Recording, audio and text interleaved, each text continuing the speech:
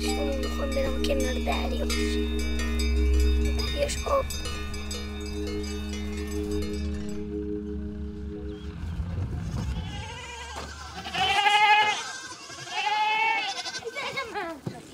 تو خونتون دریا رو نمیدید؟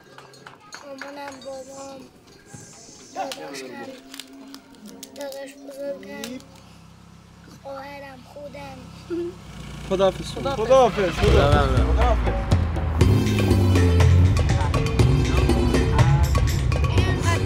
دریا میکردم بگیرم الان میتونه بره اون وسط کشتی قایق